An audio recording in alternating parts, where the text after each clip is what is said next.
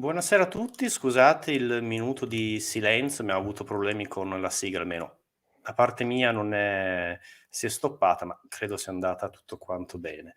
Comunque, benvenuti in questo canale YouTube, sono Riassunti di Storia, con me oggi sono ospiti il grande capostipite dei youtuber storici che usano le fonti su YouTube, Metal Mike, Ciao a tutti. e un grande piacere Giovanni Cecchini, già stato ospite in una precedente live. Ciao a tutti. Allora, con questa live che sono gli 80 anni dall'arresto di Mussolini, è un caso che abbiamo scelto questa data, ma cade, possiamo dire, se non a fagiolo, quasi. Quindi ricordiamo questa data Cade. dell'arresto di Mussolini e avremo anche modo di, tra virgolette, parlarne. Beh, non a Eh, caso scusa, Mussolini è stato il presidente del Consiglio più longevo del Regno d'Italia e Berlusconi è stato il più longevo della Repubblica Italiana, quindi ma, un ma elemento di infatti, un elemento di comunione c'è, quindi ma infatti, poi ne parleremo anche, però niente di... non pensiamo male, ecco. Fatto sta, premessa, questa live vuole essere una live storica riguardo alla storia contemporanea, alla storia dell'Italia, sia politica interna, politica estera, anche storia delle dottrine politiche, in particolare sull'evoluzione della democrazia. Non siamo qui per fare né l'apologia del compianto Silvio Berlusconi che è mancato, ma neanche una critica giudiziaria che si leggevano almeno sui fatti quotidiani, diciamola così. Vogliamo appunto prendere con un certo distacco, dire sia i lati positivi sia anche i lati negativi. Quindi questa non sarà né una live apologetica, neanche una live distruttiva. Per questo comunque lascio un attimo la parola ai miei graditi ospiti per presentarsi, presentare i loro lavori, il loro canale YouTube, ma penso che già li conoscete, ma cedo comunque la parola. Vai Mike, Mike. Mike. Va bene. Allora, io sono Metal Mike, alias vero nome Michele Spadoni. Gestisco un canale YouTube in cui si parla essenzialmente di seconda guerra mondiale, però diciamo faccio anche incursione in altri periodi storici perché, come ben sappiamo, la storia non è fatta di stanze separate o scatole separate, ma è un fluire continuo. Qualcuno ha detto che la storia si ripete ciclicamente, dapprima come tragedia e poi come farsa. E diciamo che in questo periodo storico ne abbiamo avuti sin troppi esempi. Tutto qua. E l'argomento di cui parleremo stasera credo che lo dimostri appieno. Buonasera a tutti, io sono Giovanni Cecchini, per chi non mi conoscesse, anch'io ho un canale YouTube, ho iniziato parallelamente alla mia attività di ricercatore e di storico, il mio canale è nato durante il primo lockdown, quindi tentando di, passare il tempo e in qualche modo anche farlo passare a chi doveva in maniera, obbligata a rimanere a casa. Quindi ho iniziato parlando essenzialmente di film di guerra, recensioni che in qualche modo potessero allietare chi doveva stare a casa tanto tempo. Poi diciamo i film sono un po' finiti o quantomeno poi la mia il desiderio di espandere, di concentrarmi poi sui temi che a me più cari nell'attività professionale, quella di ricerca storica, di approfondimento storico, poi diciamo ha divagato, quindi sul mio canale, non a caso si chiama, Storia e Cinema, in cui appunto alterno, recensioni di film più o meno vecchi con, fatti, con analisi, con ricostruzioni, di avvenimenti del passato, ma poi non disdegno anche, come diceva lo stesso Mike, temi, un po' più attuali, perché poi alla fine la storia è un fluire, è un, susseguirsi di eventi, quindi quello che magari, è passato 100 anni fa in qualche modo potrebbe, ricomparire oggi o potrebbe in qualche modo ripresentarsi in modo, quasi uguale. Quindi ecco come alla fine l'attualità non si discosta tanto da avvenimenti del passato. Quindi diciamo anche l'occasione della morte di Berlusconi ci porta a riflettere poi su almeno gli ultimi 40 anni della nostra storia nazionale, appunto, e più o meno con degli elementi di grande mobilità, di grande cambiamento, e poi ovviamente avremo modo di parlarne durante la serata. Grazie, bene, allora possiamo iniziare riprendendo queste premesse di Giovanni che piacciono. Comunque Berlusconi ha fatto la storia politica di 30 anni d'Italia, a mio avviso, ha lasciato comunque una evoluzione, una eredità. Parleremo da lui, è nata quella che è stata coniata la Seconda Repubblica e, se vogliamo, con la sua fine del suo quarto governo è finita la seconda e iniziata la terza, se possiamo parlare anche di Terza Repubblica, ma qui ci addentriamo veramente sul contemporaneo. Entriamo subito a gamba tesa nell'argomento. Vorrei appunto iniziare io parlando un attimo, descrivendo che cos'è la democrazia, questo sistema politico che noi abbiamo in mente, in particolare ovviamente la democrazia del secondo dopoguerra. In questo caso mi appoggio all'analisi di Schumpeter, troverete anche le fonti tutte quante elencate. Essenzialmente cosa dice il politologo austriaco Schumpeter, appoggiandosi alla teoria dell'elite italiana, dell'elite, e Max Weber, in sostanza quella che viene fuori dopo il secondo dopoguerra per democrazia si intende una competizione di varie oligarchie politiche, che sono appunto i partiti, che competono tra di loro in modo regolare, competono attraverso le elezioni e tramite queste vincono. Quindi è una società ovviamente democratica, perché tutto quanto il popolo è venuto a chiamare, ma non possiamo parlare di una democrazia diretta, in quanto non è il popolo che effettivamente fa le leggi, alza le mani, governa, come succedeva nel caso di Atene, ma parliamo appunto di una democrazia liberale nella quale il popolo vota dei rappresentanti. In questo caso si vota il pacchetto, il blocco dei partiti, che è una società di massa, ha il compito di rappresentare, portare le istanze, fare anche conoscere le proprie idee, e questi partiti sono guidati da leader carismatici.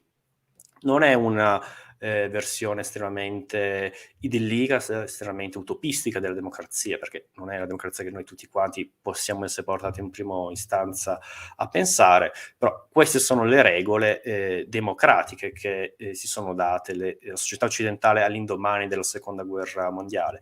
Siamo in una società dove c'è un pieno suffragio maschile, tutti quanti i maschi adulti in età adulta votano, e anche con la Seconda Guerra Mondiale tutte le donne votano, quindi siamo in pieno suffragio. In particolare per quanto riguarda il sistema economico e quello del capitalismo industriale, e quindi si crea una sorta di pace sociale, il famoso compromesso sociodemocratico degli anni 50 fino al 73, nella quale la produzione viene fatta all'interno degli stati nazionali, quindi le ricchezze sono dentro gli stati nazionali, e una parte di queste risorse viene prelevata dallo Stato per riplasmarla nella società tramite welfare state, quindi creare uno stato di benessere. Il fine è quello di creare una grande classe media, quindi abbattere sia i grandi ricchi sia anche la grande povertà, quindi la creazione di una grande classe media. Questa, se vogliamo, è il modello occidentale all'indomani della Seconda Guerra Mondiale. Pensiamo in particolare in America è stato coniato il termine liberal, che in prima istanza pensiamo a Kennedy, un grande rappresentante di questa politica, che parte da Delano Roosevelt. Arriviamo ancora un passo successivo, arriviamo agli anni 80 e poi mi taccio, dove dal 73 questo modello politico, economico e sociale occidentale entra in crisi con il 73, la crisi petrolifera, tutto quanto. La società industriale in prima battuta occidentale ha un arresto, e la ricetta che viene a crearsi in Occidente è quella del neoliberismo, con il volto in America di Reagan e in Gran Bretagna il volto della Thatcher. Vedremo che è molto interessante, questo neoliberismo arriverà anche alla fine dei nostri percorsi, tanto è vero che ancora oggi le ricette politiche, l'austerity, tutte, l'Unione Europea, sono pienamente neoliberiste. Cosa dice in parole povere il neoliberismo? La ricetta è quella del pareggio di bilancio, quindi di abbattere la spesa pubblica, cioè il welfare state, le scuole, la sanità, tutto quanto, abbattere tutto quanto questo peso che è diventato un costo eccessivo, e oltre che è arrivato un costo sempre più elevato, la ricchezza nel mondo globale si è spostata. non si produce più negli stati nazionali, si produce altrove. Il capitalismo, da capitalismo industriale, è diventato un capitalismo finanziario di speculazione, dove i capitali girano in tutto quanto il mondo. Quindi si è interrotto questo legame, questo grande compromesso sociale. E quindi qui mi fermo agli anni '80 per dare un po' le premesse se vogliamo, della tarda prima Repubblica italiana. Prego, se qualcuno di voi vuole intervenire subito, vuole dire qualcosa in merito. Oddio, puoi ripetere un attimo perché Gianluca, ti sei bloccato? Sì. Da Puoi dove? Parlavi della tarda, insomma, della tarda seconda Repubblica, della tarda prima Repubblica, scusa. Quanto riguarda il neoliberismo, l'avete sentito? Sì. Sì, beh, allora semplicemente parlavo che ci fermiamo qui negli anni '80 della tarda prima Repubblica, quindi con il sistema occidentale del welfare state entra in crisi, l'America e gli Stati Uniti introducono un nuovo modello, che è il modello neoliberista, però la prima Repubblica rimane ancora ancorata a quel modello lì. Siamo negli anni '80, possiamo parlare appunto di Berlusconi, della sua ascesa, prima come imprenditore, ma poi anche, non so, Mike ha un asso nella manica per quanto riguarda il Berlusconi sì, imprenditore, ma anche a livello del calcio che ha avuto. Vedremo, avrà il suo certo peso per vendersi come politico. Esatto. Innanzitutto vorrei chiedere se mi sentite bene, perché sapete bene che la mia leggendaria connessione varia dal mediocre al pessimo. Fatemi soltanto sapere se mi vedete e se mi sentite. Allora, Berlusconi, il dirigente sportivo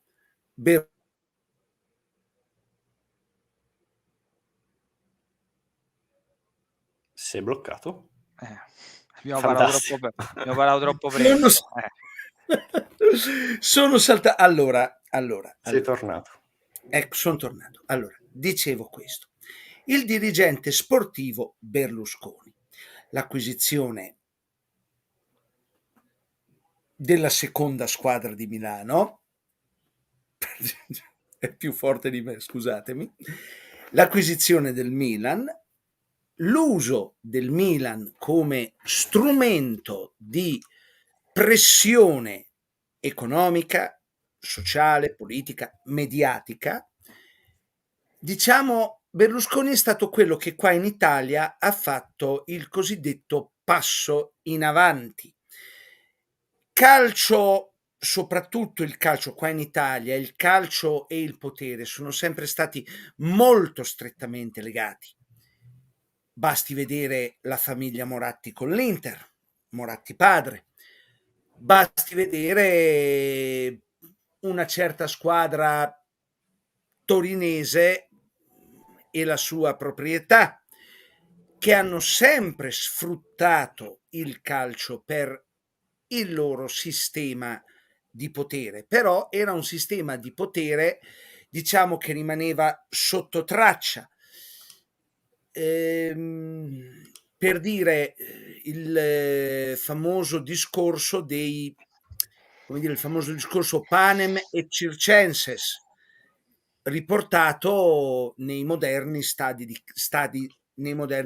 calcio.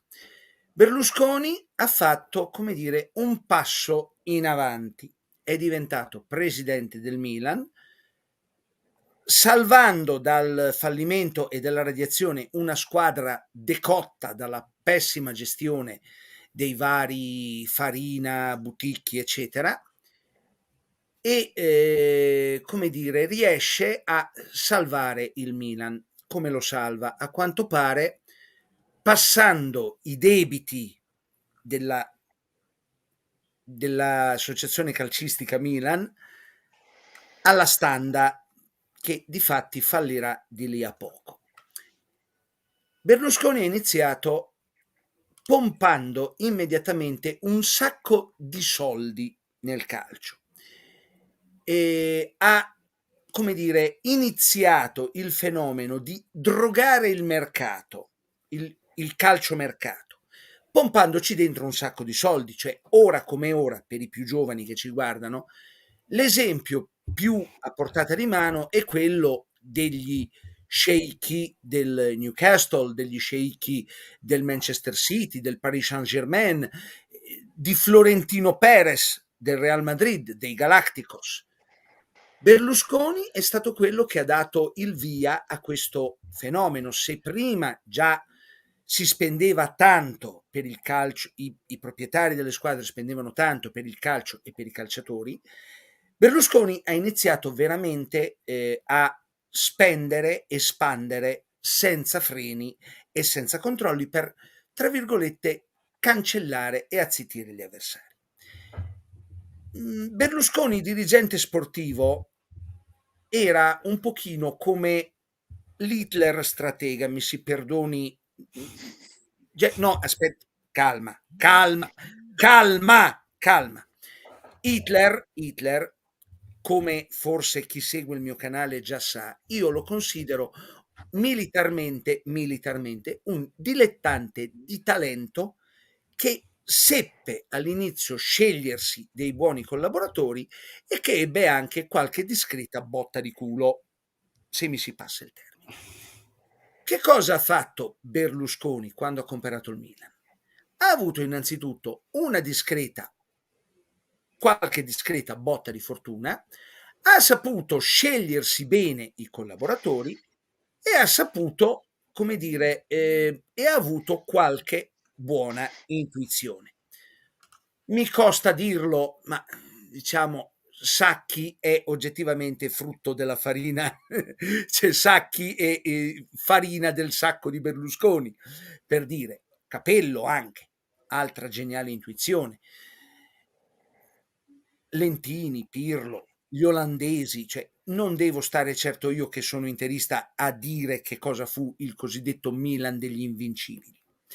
Però ha portato anche nell'ambito del calcio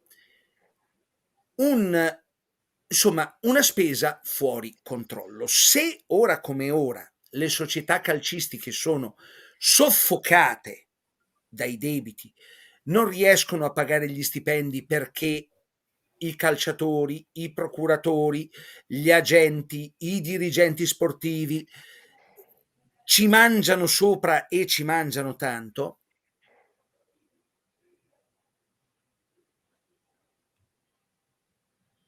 Si è bloccato? Di fronte al mangiare. Aspettiamo qualche secondo. Sì, questa posa alla Fantozzi fantastica. I poteri forti lo hanno censurato. Eccoci, Ecco. stiamo parlando di mangiare. Ecco, allora, il discorso a cui stavo accennando prima che la linea collassasse era semplicemente questo, cioè Berlusconi ha dato il via ad una escalation che oramai pare inarrestabile. Sia chiara una cosa.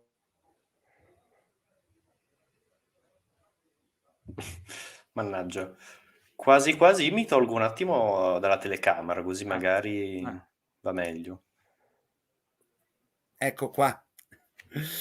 Ci siete? Mi sentite? Mi vedete? Io ti vedo bloccato, ma ti sento, quindi se parli, diciamo, in qualche modo. Anch'io ti sento, ho tolto solo la camera. Mi vedete ora? Sì. Ecco, scusa, evidentemente, come dire, E da lassù ci manda i fulmini. insomma, allora, cioè, notate bene una cosa, vi racconto una piccola curiosità personale. Quando il De Cuius è venuto a mancare, io, che non l'ho mai avuto in simpatia, ho detto semplicemente: non vedo perché dovrei stimare da morto una persona che non ho mai stimato quando era vivo. Per aver detto questa cosa sono stato accusato, tenetevi forte, di vilipendio di cadavere. Vabbè, Per ma aver questo detto questa cosa. Cioè, per dire. Il mondo è pieno di genialità, andiamo oltre. Il mondo è un posto meraviglioso e io sono una persona orribile. No, comunque sia, dicevo, il discorso è questo qua. Berlusconi ha iniziato questa escalation nel calcio Non ce la facciamo. No. Mannaggia.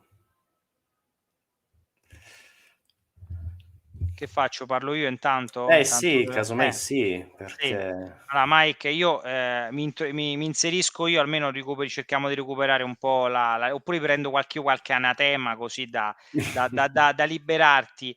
Il discorso, io mi riallaccio al discorso di Gianluca, che in qualche modo poi si va a inserire all'interno di quello che stava dicendo Mike. Siamo alla fine degli anni 70, in cui è passata un po' la sbornia del 68, no? Diciamo, il 68 ha portato un decennio di grande impegno politico, di grande impegno anche all'interno di quei partiti di massa che appunto in quel senso erano legati anche a delle battaglie, pensiamo alla battaglia sul divorzio, pensiamo alla battaglia sull'aborto, quindi sono dei temi molto, molto impegnativi e anche divisivi all'interno degli scenari sociopolitici italiani degli anni 70, un decennio anche particolarmente cruento a seguito delle forme di terrorismo, le forme di contrapposizione veramente feroce, gli opposti estremismi e tutto ciò ovviamente che ne ha conseguito. E Berlusconi con la sua novità che inizialmente è una novità imprenditoriale, ma poi diventerà una novità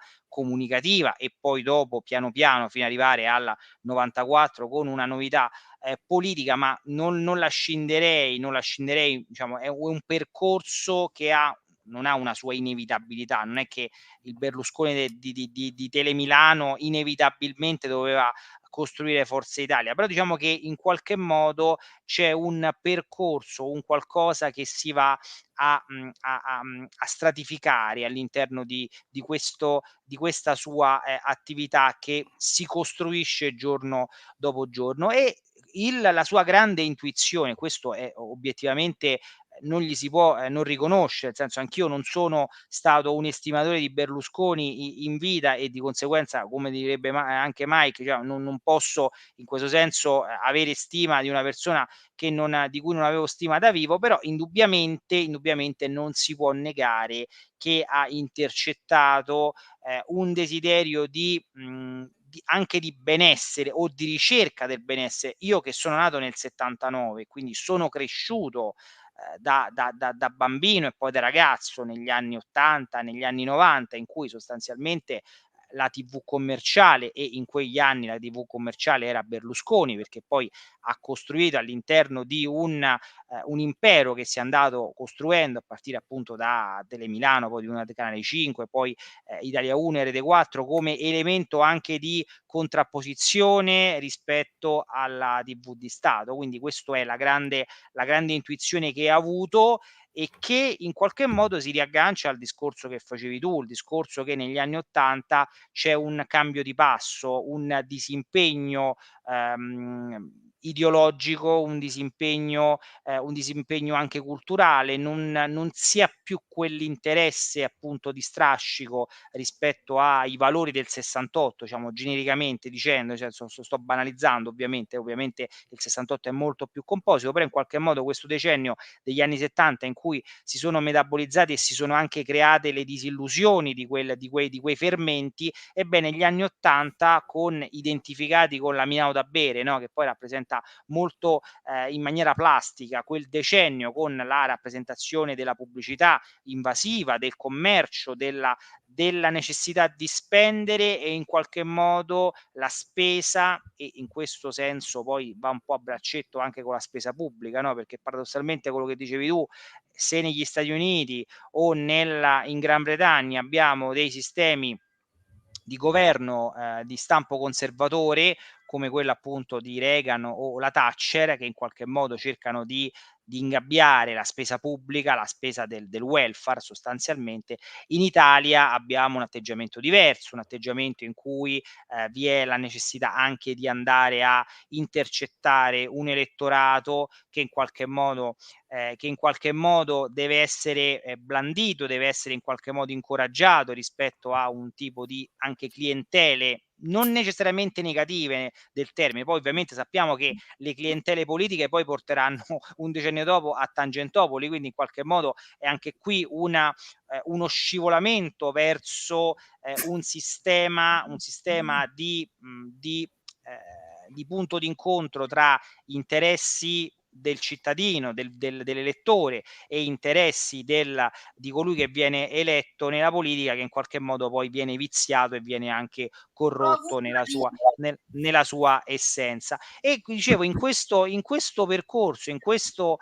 lungo percorso di sviluppo appunto socioculturale, sociopolitico, si inserisce Berlusconi con il fatto di intercettare un desiderio di rilassamento, di svago, e quindi poi in questo senso ha ampio margine, anche recuperando quello che diceva Mike del discorso dello sport, no? Essenzialmente lo spettacolo, le ballerine, tutta quel tipo di TV commerciale che ha fatto scuola, perché pensiamo a Drive-In, no? Drive-In che è stato forse uno dei più grandi successi della televisione italiana, no? Con una serie di anche comicità diversa. Pensiamo come fino agli anni 70 la comicità era essenzialmente romana, essenzialmente napoletana, no? Pensiamo a questo. Tra la fine degli anni 70 e l'inizio degli anni 80 abbiamo una comicità tipica milanese, una comicità che in qualche modo pone Milano all'interno di una serie di dinamiche che si è evoluta, si è emancipata dal concetto mero e semplice di Milano, città del lavoro, città della fabbrichetta, città che in qualche modo, diciamo, viene un po' sdoganata e in qualche modo diventa un elemento molto più nazional popolare, un elemento di più ampio respiro, e questo anche grazie a Berlusconi, che appunto ha saputo vendere, ha saputo rappresentare quel tipo di via italiana al successo attraverso appunto da una parte la mercificazione, e quindi in qualche modo dei valori, perché appunto poi alla fine la crisi dei valori porta al discorso che chi più ha soldi più può spendere, più può affermarsi all'interno di un sistema, ma dall'altro anche la capacità di plasmare il tipo di società, appunto. Poi quello che vediamo, ripeto, i ragazzini della mia generazione che vedevano come Bim Bum Bam, come una serie di programmi che in qualche modo erano sicuramente innovativi, che vedevano come la TV commerciale la panacea di tutti i mali, perché in qualche modo era l'elemento di benessere, di soddisfazione, di appagamento di determinati esigenze. Ecco, in questo senso ci fa capire un po' l'evoluzione che poi ovviamente, oltre a essere meramente imprenditoriale rispetto a le attività edilizie, perché poi Berlusconi inizia facendo il costruttore, no? Cioè in maniera più o meno trasparente nelle sue attività, per arrivare all'attività di comunicazione come imprenditore dei media, poi arrivare al grande commercio, pensiamo alla Standa tra le altre, ma appunto tutto il Milan, e poi arrivare appunto nella metà degli anni 90, ma ci arriveremo immagino, nell'attività politica. Quindi quello che mi sentivo di lanciare come anche diciamo, oggetto di dibattito, come vi è un'evoluzione che in qualche modo anticipa i tempi, ma allo stesso tempo li determina, nel senso che anticipa e, diciamo, insegna, passatemi il termine, agli italiani cosa desiderare. In qualche modo gli mette in bocca l'elemento di come egli considera il benessere, e questo poi diventerà nella politica un elemento fondante per acchiappare voti, perché sostanzialmente l'italiano medio dice: ma se Berlusconi è stato bravo, è stato capace di costruire un impero, di fare soldi, di avere successo, sicuramente questo successo lo porterà anche nelle istituzioni politiche. Ovviamente sappiamo che questo era sbagliato nell'elemento, diciamo, concettuale, e lo sarà a mio modesto avviso anche nella parte realizzativa, però non si può prescindere dall'analisi su Berlusconi se non si parte da questa capacità di Berlusconi di parlare alla pancia degli italiani, una pancia che può essere, diciamo, indotta verso diciamo lidi non giusti, non buoni, perché appunto poi Berlusconi che rappresenta sempre l'ideale della famiglia, l'ideale dell'onestà, l'ideale della limpidezza dei rapporti, della fedeltà, e poi sappiamo che per esempio solo per parlare della sua vita privata, sua vita familiare, diciamo che diciamo, è tutto tranne che limpida diciamo basata sulla fedeltà. Quindi capisci bene come poi alla fine diventa un elemento di grande contraddizione, ma una contraddizione che si concilia in maniera perfetta con l'ideal tipo dell'italiano, che alla fine è onesto fin quando non ha l'occasione di in qualche modo di l'occasione fa l'uomo ladro, per capirci, no, quindi questo era sicuramente un elemento interessante nell'analisi di quello che Berlusconi diceva e che l'italiano si voleva far sentir dire, questo è il discorso. Quando parla Berlusconi a dei giudici, dice: "I giudici sono", come si dice, "i giudici sono, prevenuti perché magari gli abbiamo rubato la fidanzata". Ecco, il discorso che scende dall'elemento della giustizia a un elemento di corna, capite bene che Berlusconi ha spostato il discorso da un concetto alto a un concetto che va alla pancia degli italiani, che fa ridere e in qualche modo tocca anche l'elemento dell'intimità del letto, no, e in qualche modo all'italiano che magari c'ha l'amante si ritrova e dice: "Hai visto pure lui c'ha l'amante", e in qualche modo so' contento e c'abbiamo trovato un elemento di contatto. Grazie Giovanni, Mike mi ha scritto che sta lottando con la connessione.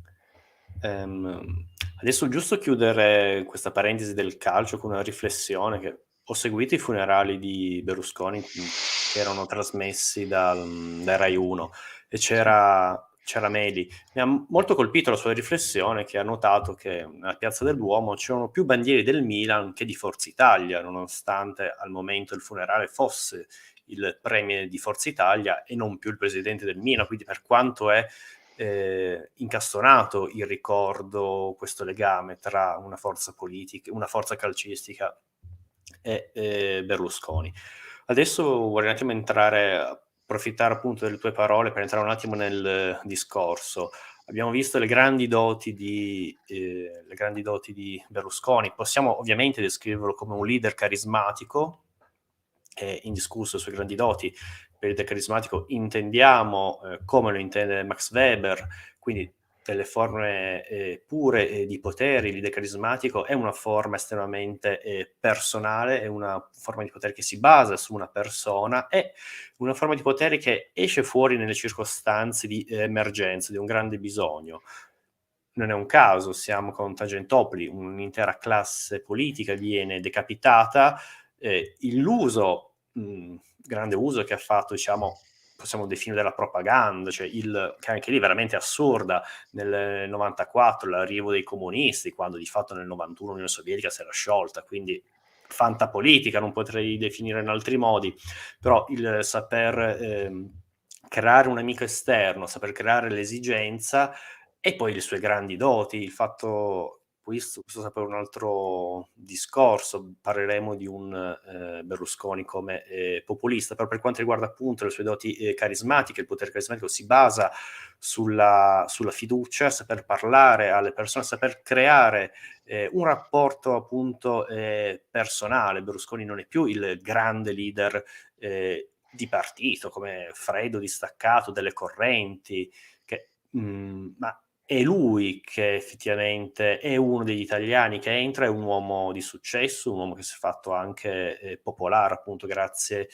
al Milan, quindi le sue grandi doti da leader carismatico sono anche indiscusse, se pensiamo anche fino a qualche anno fa, come dire, le ultime elezioni del 2018, comunque Forza Italia mi pare che abbia preso il 10%, nonostante fosse comunque distrutta. Non è un risultato da poco, ovvio, non sono i grandi risultati dell'età dell'oro, però già solo la presenza di Berlusconi era un qualcosa che poteva effettivamente avere il suo peso. Ebbene, questo è il mio discorso sul leader carismatico. Se vuoi posso andare avanti o vuoi aggiungere... No, io posso diciamo Vai. intanto che attendiamo Mike, Sì. sai il discorso è tu giustamente hai accennato a alcuni snodi fondamentali e qui arriviamo anche all'elemento più politico rispetto al discorso che ho fatto prima. Senza dubbio Berlusconi, che si è avvantaggiato della vicinanza politica e personale col Partito Socialista di Craxi, che in qualche modo erano complementari, dove vi era un elemento di comune indipendentemente poi dall'elemento meramente ideologico. Sappiamo benissimo come il Partito Socialista di Craxi avesse abiurato, avesse messo, come si suol dire, in soffitta il capitale, quindi il capitale di Marx inteso, e quindi in qualche modo avendo anche tolto la falce e il martello dal simbolo già da qualche anno, è ovvio che è un tipo di socialismo diverso rispetto a quello che appunto poteva essere contro il capitalismo, e quindi in questo senso va da sé che un personaggio, un imprenditore che diciamo si avvia verso un sistema non diciamo almeno duopolistico, in senso di, quindi che sicuramente è contrario a quei valori della sinistra classica. Ebbene, possiamo capire ancora meglio che quando all'inizio degli anni '90, per una serie di circostanze, l'antipolitica, ma anche l'elemento giudiziario sicuramente ci ha messo del suo, ha messo in crisi completamente quel sistema politico e partitico della cosiddetta Prima Repubblica. Va da sé che Berlusconi trova anche qui uno spazio libero. Da una parte la Democrazia Cristiana, che è in completa emorragia, quindi c'è, diciamo, il settore dei cosiddetti moderati, che in qualche modo può essere come si dice, un bacino elettorale appetibile per un uomo come Berlusconi. Dall'altro appunto quell'elemento trasversale che appunto attraversa i socialisti o gli ex socialisti, che in qualche modo sono anche provenienti da altre da altri contesti, quindi in qualche modo, scusate un attimo, scusate. Tranquillo. Vai Mike, sei arrivato. Eccomi. Chiedo scusa, ma la mia notoria pessima connessione colpisce ancora. Abbiate pazienza. Stavamo parlando appunto dell'inizio Tangentopoli, i primi anni 90, della sua scesa in campo. Se vogliamo dare una data, siamo arrivati al 94. L'ho descritto io come leader carismatico, adesso era il momento di Giovanni. Finisco? No, Giovanni, Ah. vai. Sì, almeno Fai finire, tanto c'ho veramente poco. Dicevo quindi come Berlusconi abbia trovato una collocazione politica libera, nel senso che c'era un'emorragia di voti, di spazio politico appunto collocabile tra i moderati, che in Italia significa tutto e non significa niente, nel senso che qualsiasi persona potrebbe essere definita moderata, dipende qual è il tuo obiettivo. Ebbene, quindi, come giustamente dicevi tu, cavalca l'onda dell'anticomunismo, un anticomunismo che già nel 94 era anacronistico. Sappiamo che Berlusconi lo cavalcherà fino a pochi giorni prima di morire, quindi questo spettro dei comunisti, che per lui era diventata un'ossessione, diciamo, e vedeva comunisti dappertutto, anche quando appunto forse il partito, i resti dei partiti comunisti che ancora esistono oggi, se arrivano allo 0,5 è grasso che cola. E quindi però in qualche modo qualsiasi erede di quello che era 30 anni fa, ma anche più di 30 anni fa, il Partito Comunista, per Berlusconi era comunista per tutta la vita. E l'altro elemento su cui diciamo mi interessa poi avviare anche un discorso è rispetto a quello che dicevi tu, Gianluca, delle correnti, no? Berlusconi è libero dalle correnti perché Forza Italia non è un partito classico, non è un partito che fa i congressi, che ha le mozioni, che ha le correnti. Forza Italia è Berlusconi, e perché è lui il proprietario di Forza Italia, e qui in qualche modo non è messa in discussione la presidenza o la direzione politica. La direzione politica, la presidenza è Berlusconi, punto.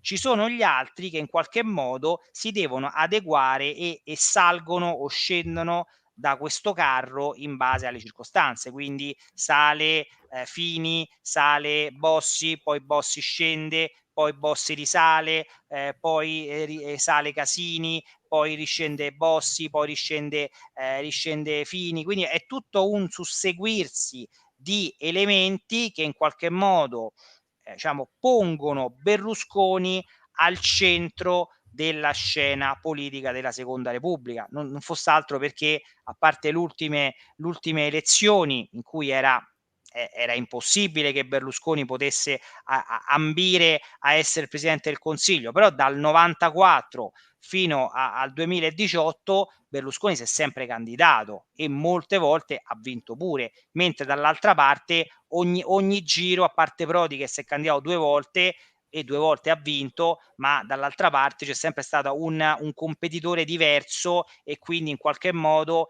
era sempre questo competitore che si doveva rapportare a Berlusconi. Berlusconi era sempre lui. Berlusconi era sempre lui con un programma che puntualmente era sempre lo stesso, perché poi alla fine quello che lui realizzava era solo una parte, se riusciva a realizzarlo, del suo programma, accusando i suoi alleati di non essere riuscito a realizzarlo. Proprio qualche giorno fa mi è capitato di vedere un'intervista del 2000, se non vado errato, del 2006, della campagna elettorale del 2006, in cui gli si rimproverava, cioè, ma sostanzialmente lei sta proponendo le stesse promesse che ha fatto nel 2001.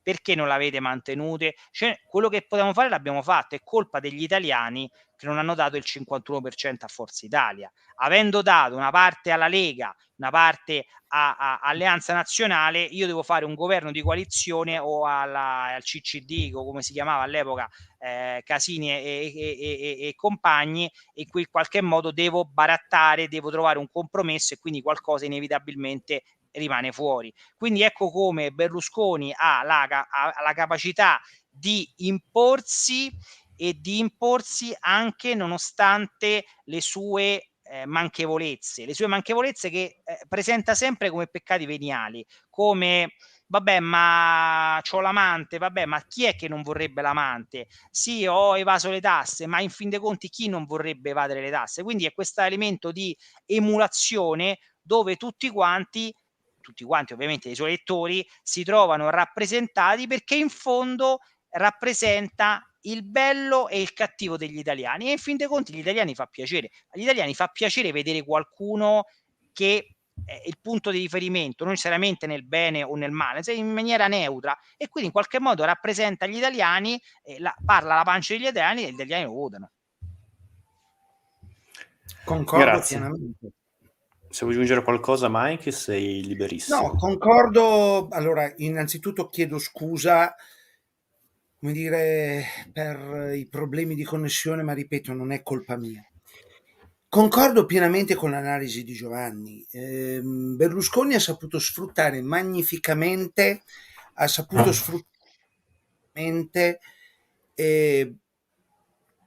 la vecchia tattica propria di propagandisti di altissimo livello come Goebbels. È sempre colpa degli altri, non è mai colpa mia. Non è colpa nostra, è colpa degli altri. C'è sempre un capro espiatorio, c'è sempre un bersaglio da colpire, c'è sempre qualche cosa di facilissimamente identificabile a cui far assumere il facilissimo ruolo, ripeto, del capro espiatorio. Può essere l'extracomunitario che arriva col barcone, può essere lo spacciatore magrebino, può essere il comunista, può essere l'interista, può essere la sinistra, questa fantomatica sinistra che nel corso degli ultimi 35-40 anni è stata, se non complice, quantomeno sodale, e se non sodale, quantomeno collusa con Berlusconi. Io, come dire, da figlio e nipote di comunisti ed ex comunista in adolescenza, io stesso teoricamente sarei, come dire, la persona forse meno adatta a parlare con serenità e distacco del defunto ex cavaliere. Però il fatto, come prima che saltasse la linea, si accennava al fatto che per tutta la vita Berlusconi è stato ossessionato dal comunismo. Ha dato la colpa per tutta la sua vita, ha dato la colpa della qualunque ai comunisti. E quando tu ripeti una balla 1, 2, 3, 4, 100.000, 500.000 volte, la gente ci crede perché quella balla diventa verità. Il grande successo di Berlusconi è proprio questo, cioè quello di aver fatto convincere gli italiani che la colpa dei suoi fallimenti, e credetemi che Berlusconi di fallimenti politici, imprenditoriali e sportivi ne ha fatti veramente tanti, ma è riuscito sempre a farli dimenticare, perché lui è uno come noi, lui parla di noi, non è colpa sua, lo hanno frainteso e sempre c'era sempre qualche cosa per giustificarlo, e tutti i suoi elettori. Berlusconi non è tanto ha voluto incarnare quello che è bene o male l'italiano medio. Lui ha sempre incarnato i vizi privati e le pubbliche virtù dell'italiano medio: media cultura, media ricchezza, vita piatta, grigia e triste, che si vedono arrivare Berlusconi che gli promette ponti d'oro, mari e monti, questo, quello e quell'altro. Io ho vinto le Champions League, io ho vinto gli scudetti. La colpa è dei comunisti, la colpa è degli alleati, la colpa è della grandine, delle cavallette, dell'Inter, del Real Madrid, del riflettore dello stadio di Marsiglia, ma non è mai colpa mia. La colpa è dell'Europa cattiva, la colpa è... Se ci fate caso, Berlusconi in vita sua non è mai fisicamente riuscito a fare un mea culpa. Cioè, parlando a livello sportivo, gli ultimi periodi del Berlusconi presidente del Milan sono stati a dir poco disastrosi. Se voi ci fate caso, era saltato completamente. Nel Milan dell'ultimo Berlusconi, quello prima della sospetta vendita al signor Yong-Hong Lee, che E anche tra lì ci l'altro, sarà... scusatemi se non erro, la vende ai cinesi che, tra virgolette, sono sotto un regime comunista, cioè sta cosa veramente mi affascina terribilmente, che una vita contro i comunisti e poi... Aspetta, gli stessi comunisti cinesi che bollivano i bambini per concimare i campi. Esatto. Ecco, cioè, questa, cioè, però, come diceva l'imperatore Tito Flavio Vespasiano, pecunia non olet. E quando si Esattamente. tratta di soldi, diciamo, cioè, allora, ripeto, se ci fate caso, cioè, guardate l'ultimo disastroso periodo di Berlusconi, presidente del Milan. Una squadra soffocata dai debiti, prigionieri, e lo stesso Berlusconi era prigioniero del suo mito e soprattutto del sistema, tra virgolette, drogato che lui negli anni '80 aveva contribuito a creare. La mancanza di programmazione sportiva, lo smantellamento dei vivai, il potere dato tutto ai procuratori, il grande campione che deve garantire le vittorie alla squadra col nome. Ironia della sorte, ricordiamoci però che la maggior parte dei cosiddetti invincibili del Milan, quelli che gli hanno garantito l'immortalità sportiva, non erano tanto gli olandesi, ma era l'ossatura del vivaio milanista, i vari Costa Curta, Maldini, Franco Baresi che doveva andare all'Inter, santo Dio, scusate, soffro in silenzio. Cioè, dicevo, Baresi, Costa Curta, Maldini, Ambrosini, cioè tutta gente che veniva dal vivaio, ma che però veniva oscurata dal grande nome, dalla grande stella, che poteva essere, che ne so, cioè, ragazzi, la grottesca vicenda di Cacà. venduto al Manchester City, protesta della tifoseria, che anche qui, mettiamola così, mi è sempre venuto in mente, guardando le proteste dei tifosi, mi è sempre venuto in mente Saturno che divora i suoi figli, non so perché. Dicevo, le proteste della tifoseria rossonera contro la vendita di Kakà al Milan, al Manchester City, Berlusconi che si affaccia dal balcone con fare ecumenico barra predapiano dicendo: io non venderò mai allo sceicco cattivo la nostra bandiera, il nostro Riccardo Isaacson Delete alias Kakà, non lo venderò allo sceicco cattivo, non lo venderò allo sceicco cattivo. 3 mesi dopo lo vende a Florentino Perez, che di Berlusconi è stato l'emulo e l'epigono più grande, più potente, più ricco, eppure più indebitato. Cioè, Berlusconi ha divorato se stesso. Cioè, alla fine del suo percorso come uomo politico, come dirigente sportivo, qualcuno mi dirà il Monza, sì, ma il Monza più che altro è un giocattolino rispetto al cosiddetto Milan degli invincibili.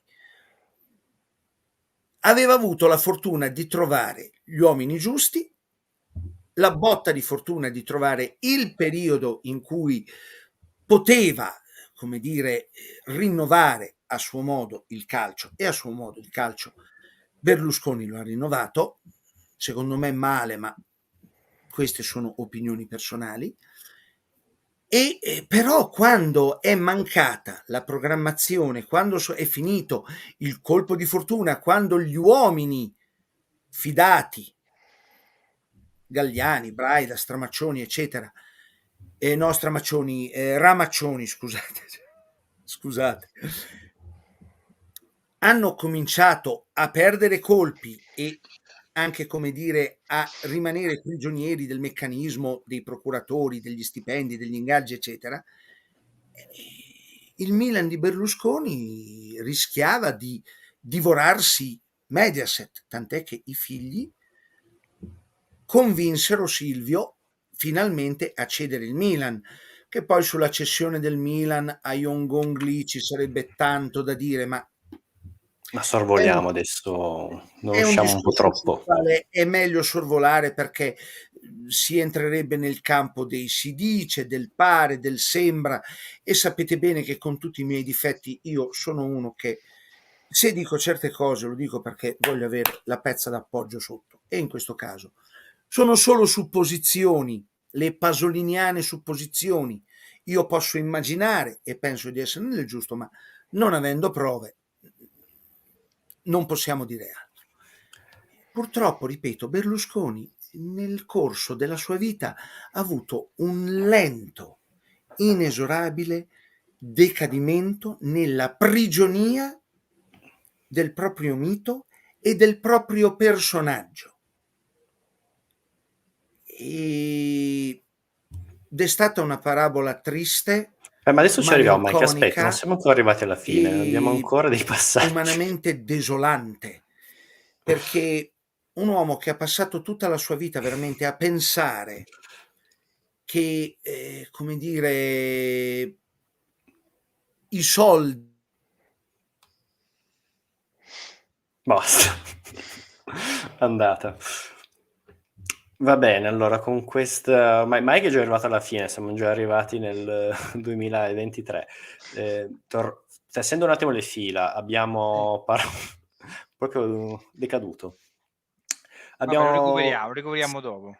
Allora, abbiamo detto anni 80, Berlusconi, grande uomo di successo, imprenditore, grande uomo anche della società civile, capo alla testa del Milan ruggente. Abbiamo osservato nel 94, leader carismatico, un momento di crisi si riesce a inserire, cioè gli anni 80 vive nella società giusta, che fa, diciamo, per la sua struttura, per la sua idea, si sa inserire negli anni 90 in un clima politico, una società politica in crisi tutto.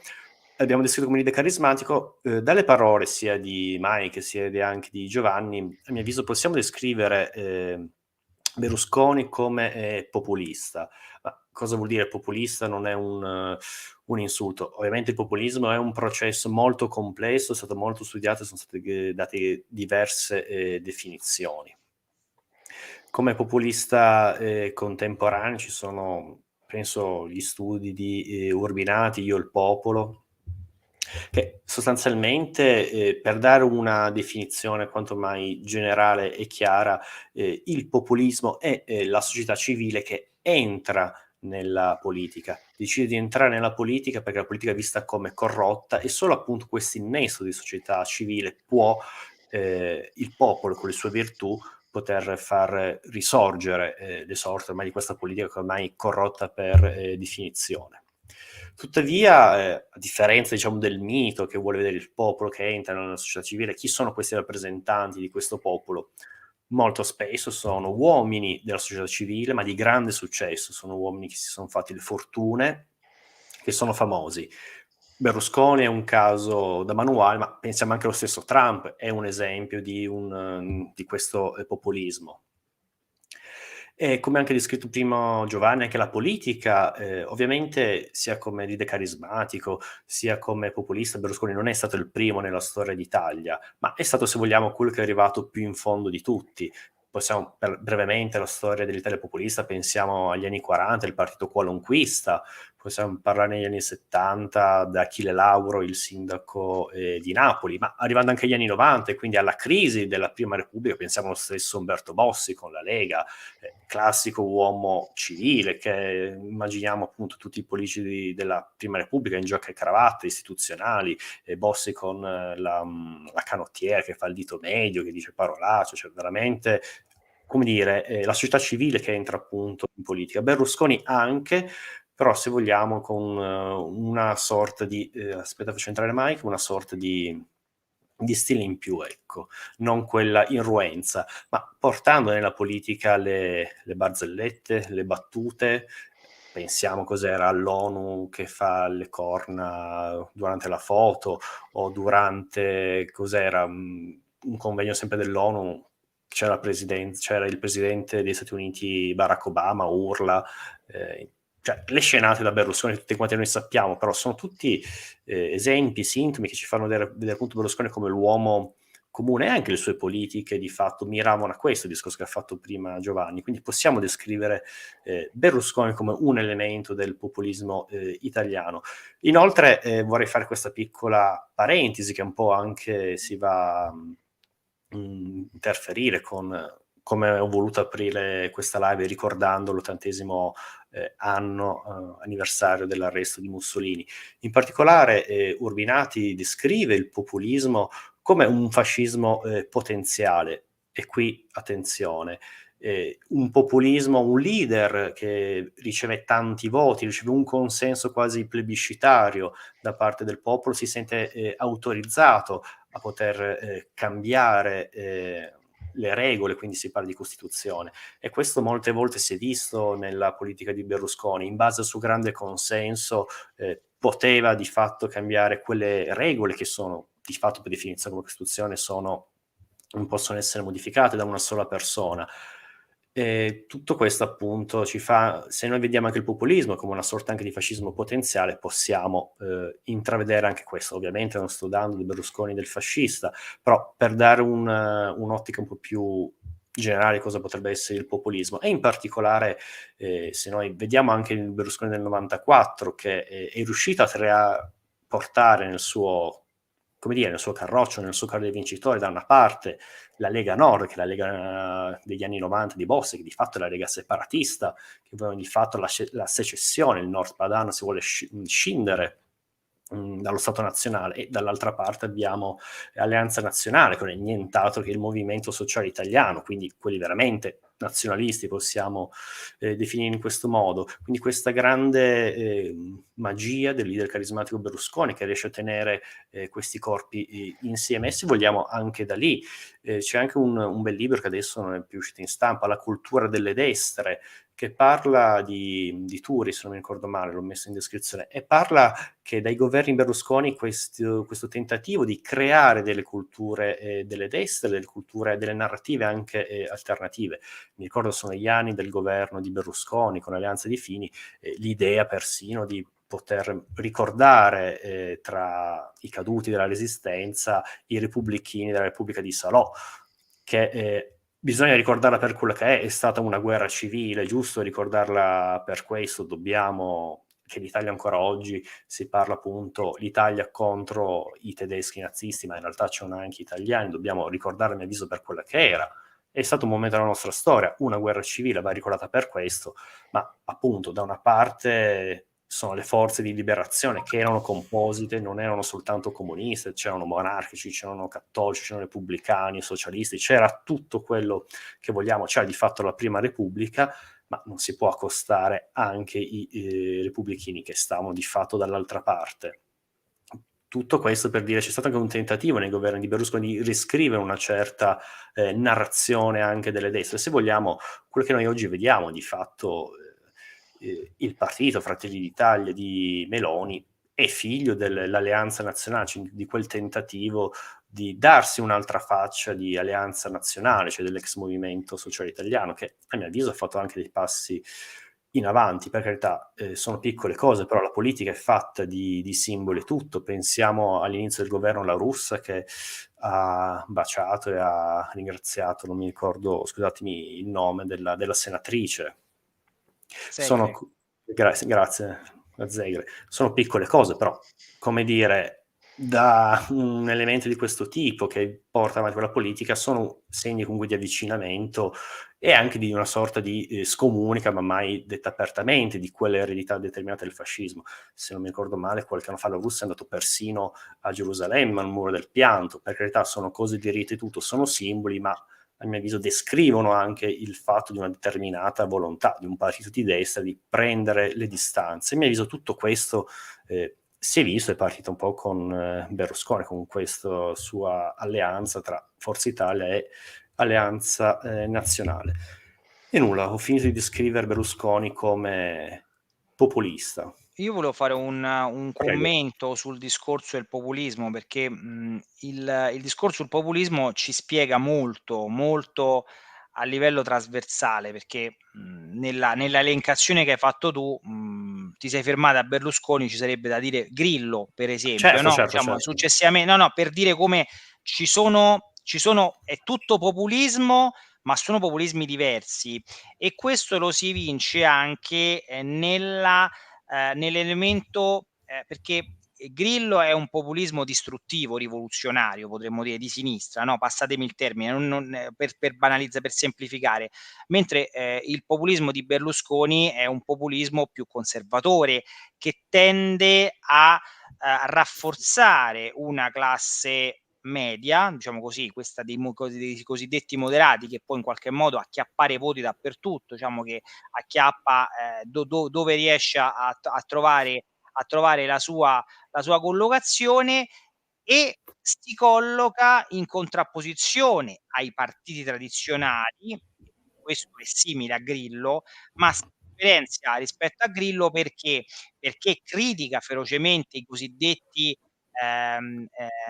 politici di professione, che per Berlusconi sono dei nullafacenti, perché dice: "Soltanto chi lavora è colui che merita il gradimento, la fiducia degli italiani. Io ho lavorato tutta la vita, io lavoro 25 ore al giorno, mi alzo un'ora prima al giorno per lavorarne 25, ho avuto un sacco di successi, qualsiasi cosa ho fatto ho avuto successi", eccetera, eccetera, eccetera. Ma va a denigrare la società civile dei populisti di Grillo. Dice: "Ah, quelli di Grillo sono dei nullafacenti, non hanno fatto niente", quindi c'è società civile e società civile. C'è sempre una società civile più qualificata rispetto a quella degli altri, e questo è l'elemento interessante, dove la classe dirigente di Berlusconi, che è composta essenzialmente, ovviamente non sto generalizzando, c'è un campionario amplissimo, no?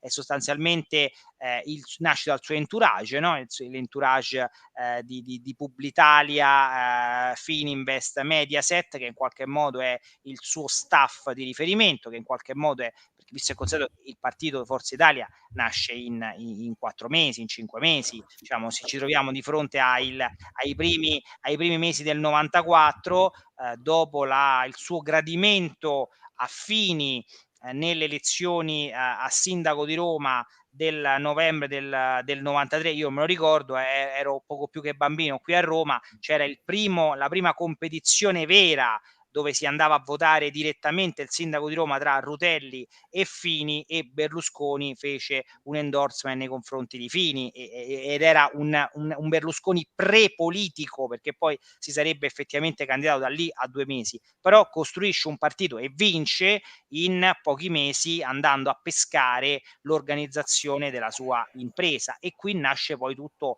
il parterre delle sue candidature, che appunto sono essenzialmente i suoi collaboratori, imprenditori più o meno di successo. Diciamo che le ultime inchieste, per esempio, che riguardano la Santanchè, ci dicono che, diciamo, non tutti gli imprenditori che sono stati candidati negli anni sono così tanto di successo come ci si aspetterebbe, e in questo si ha anche la capacità di Berlusconi e di molti altri di nascondere la polvere sotto al tappeto, perché questa è anche una capacità non da poco, nel senso che Berlusconi, quando è nel 96, quota in borsa Mediaset, ma quota in borsa Mediaset non perché Mediaset sia sana come un pesce, ma perché c'ha un sacco di debiti e quindi ha bisogno di soldi freschi per poter in qualche modo andare avanti, e questo ovviamente poi si va a strascico a rimodulare anche nei confronti del Milan, quello che ha detto Mike prima, ma anche in un'altra serie di attività imprenditoriali che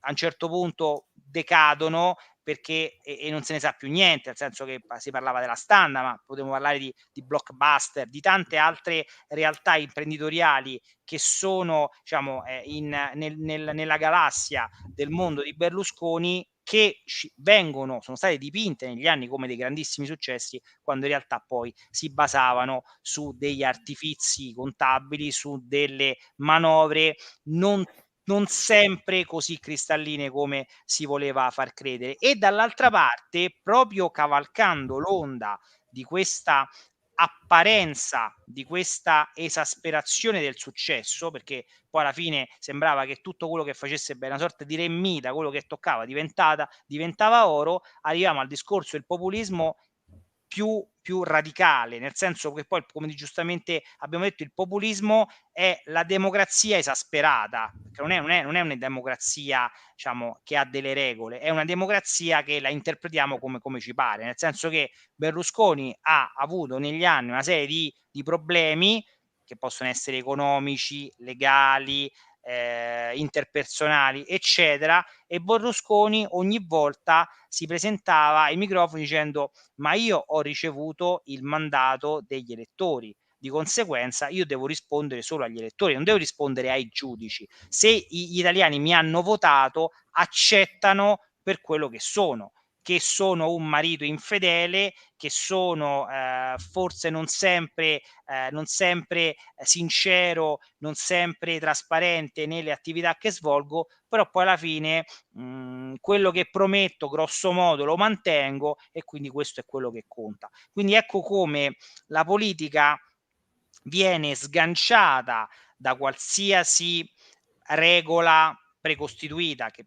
sappiamo da Machiavelli in poi che la politica e la morale sono 2 cose diverse, non possiamo in qualche modo mettere la morale nella politica, però sembra che siamo arrivati proprio agli eccessi in cui appunto si va a travalicare anche qualsiasi regola costituzionale. Questo lo vediamo in cui appunto il discorso che facevo prima di pigliarsela con gli elettori dicendo sostanzialmente: cosa volete? Non mi avete dato il 51%, questi sono gli alleati che mi ritrovo, non vi potete lamentare se questi alleati mi hanno messo i bastoni fra le ruote. Ma ripeterei anche altre affermazioni, che dava dei coglioni a quelli della sinistra, agli elettori della sinistra. Quindi, cioè, capite bene come alla fine vi è una costruzione che appunto poi fa ridere, perché poi lo metteva sempre in maniera di battuta poi fino a un certo punto, perché chi votava a sinistra, diciamo, veniva abbondantemente insultato, però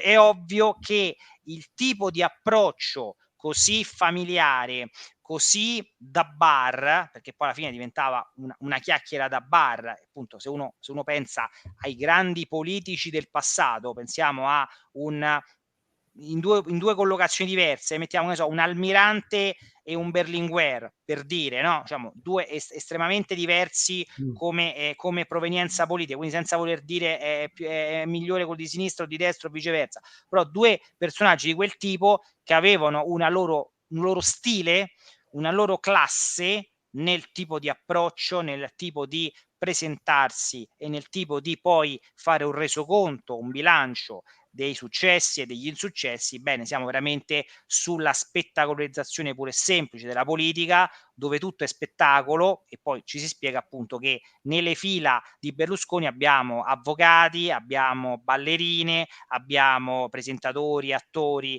eccetera, in cui appunto vi è una schiera di personaggi che devono essenzialmente fare scena, indipendentemente poi dalle proprie capacità, perché appunto poi non ci domandiamo Nicole Minetti, per dire, quali siano le sue competenze per poter rivestire un ruolo rispetto a un'altra, o Mara Carfagna. Per carità, poi Mara Carfagna sicuramente ha fatto un percorso che ha imparato il mestiere del deputato, però diciamo che all'inizio, alle prime elezioni, non è che si votava Mara Carfagna perché era brava a fare la politica, si votava Mara Carfagna perché ha fatto un calendario mezza nuda, quindi diciamo che è ovvio che poi, diciamo, ma perché poi non l'ha inventata neanche Berlusconi sta cosa, perché lo facevano i radicali 20 anni prima con Cicciolina, eccetera. Però capite bene che Cicciolina era una sola, e poi dopo è diventato sistema, in cui alla fine non riuscivi più a distinguere ma qual è quello normale, nel senso, qual è quello che in qualche modo è capace a fare il politico, perché Berlusconi criticava il politico di professione. Per lui il politico di professione era incapace, guardava solo al suo orticello, guardava solo alla sua carriera politica, e quindi diceva imbarchiamo tutti gli altri perché sicuramente sapranno fare meglio, indipendentemente se non hanno mai saputo fare niente di politica. E quindi poi ci troviamo dilettanti allo sbaraglio, perché poi dilettanti allo sbaraglio sono, e ci troviamo anche con delle figuracce a livello pubblico, appunto, le barzellette, i gestacci, i rumors, il fatto appunto che ci fossero delle situazioni veramente di grande imbarazzo internazionale, con delle situazioni veramente di grande anche di diciamo appunto non mi viene in mente nient'altro rispetto all'imbarazzo, appunto, dove non si riesce più a distinguere l'elemento serio, perché la politica è serietà, non è solo barzelletta. Forse la barzelletta può essere detta in separata sede, non può essere detta al microfono dicendo guardate quanto è bello il premier della Danimarca, lo devo presentare a mia moglie perché è più bello di Cacciari. Diciamo che fare un'espressione del genere in diretta TV, o andare alla festa della Guardia di Finanza e dire che in fondo, se lo Stato chiede più del 50% delle tasse, evadere è lecito, forse alla festa della Guardia di Finanza forse non è proprio il posto giusto, e non si può dire che è una barzelletta, quindi diciamo che c'è anche un discorso di opportunità. Se ti ricordi, Giovanni, se ti ricordi, soprattutto per tutti gli anni 90 e primi anni 2000, Berlusconi ogni volta che rilasciava una dichiarazione c'aveva a fianco il suo portavoce, non mi ricordo chi era, scusami. Bonaiuti, c'aveva Bonaiuti a fianco che ascoltava quello diceva, onde smentirlo se diceva una cavolata, cioè, ah, ma lo avete frainteso. Sì, poi nasceva il paradosso che Berlusconi, grande comunicatore, però veniva sempre Veniva frainteso. sempre frainteso, e Allora c'è questo un problema, o è grande comunicatore o viene sempre frainteso, cioè il grande successo di Berlusconi è questo. Mi hanno frainteso, ma io sono un comunicatore talmente grande, talmente bravo, talmente superiore che mi fraintendono.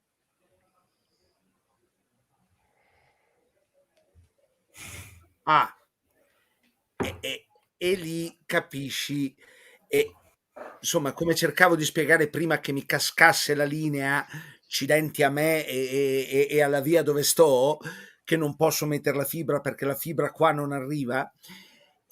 Berlusconi ha saputo nascondere, Berlusconi e il suo staff hanno sempre saputo nascondere magnificamente la polvere sotto il tappeto e mimetizzare l'odore di quello che calpestavano, a volte inavvertitamente, a volte un po' meno.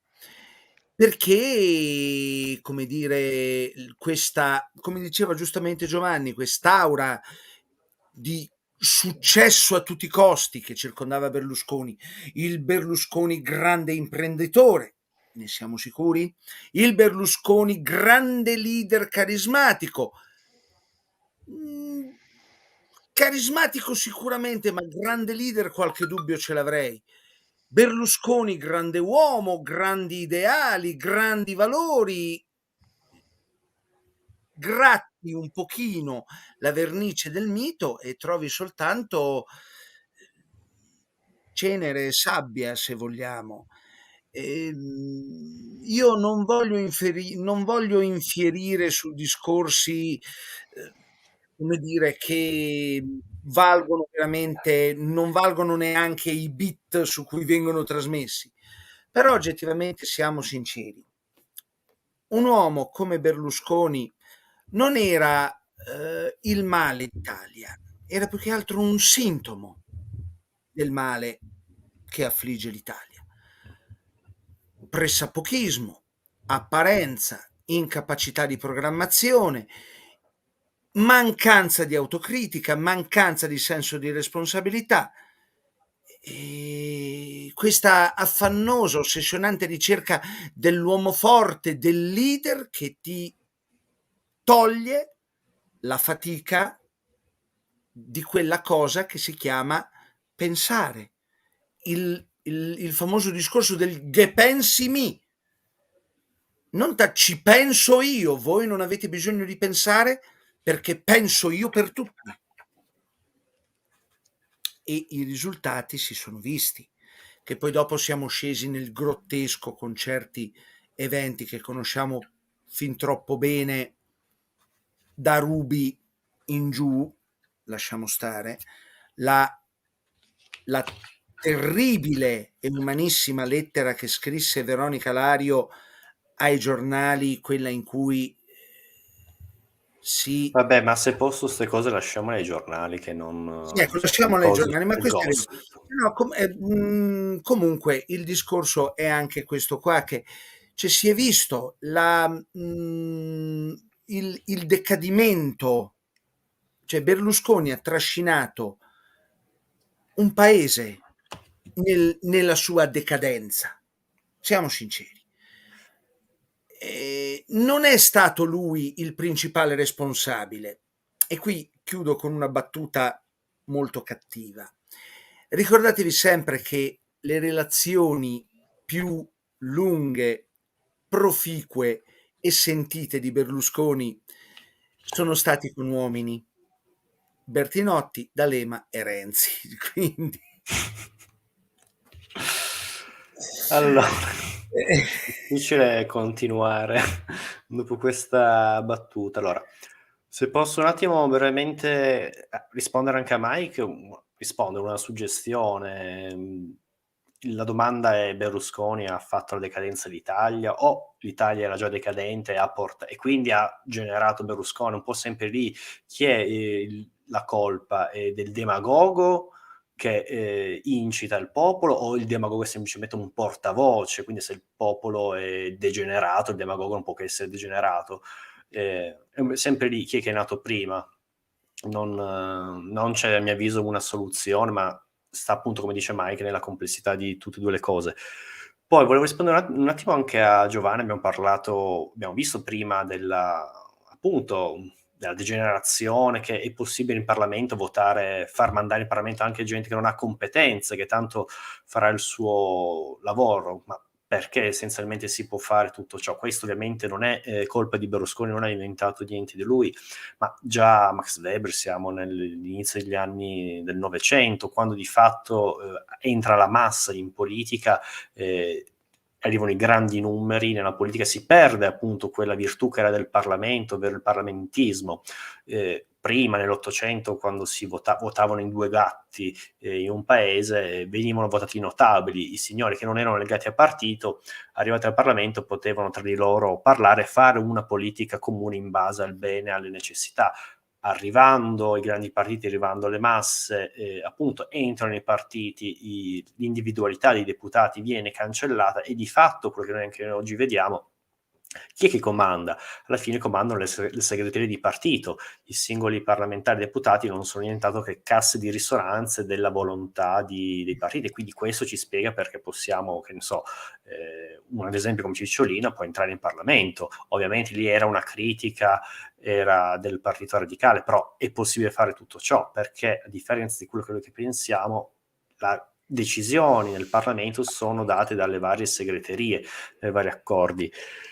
Poi volevo, come dire, io finire il mio discorso, fare una grande parentesi sulla Seconda Repubblica, quindi sul che tipo di democrazia abbiamo avuto a che fare. Abbiamo parlato di spettacolarità, appunto, la Seconda Repubblica in Italia prende quel filone che ovviamente è un filone che sia in America sia anche in altri paesi occidentali è chiamato democrazia del pubblico dal politologo Manen, ma anche post-democracy. Vediamo che in tutto l'Occidente, anche se oggi stiamo parlando dell'Italia, vediamo appunto che i partiti perdono i loro connotati politici, storici, ideologici. Non abbiamo quei grandi partiti del Novecento. L'esempio eclatante è Forza Italia, che il primo partito non ha alcun riferimento, se vogliamo, ideologico e politico, ma è soltanto un nome commerciale, il nome che ogni italiano ai mondiali, e sappiamo benissimo, come ha detto anche Mike, quanto è importante la fede calcistica in Italia, viene preso da lì. Chiunque urlerebbe Forza Italia, e quindi in questo modo urla anche il nome di un partito. C'era una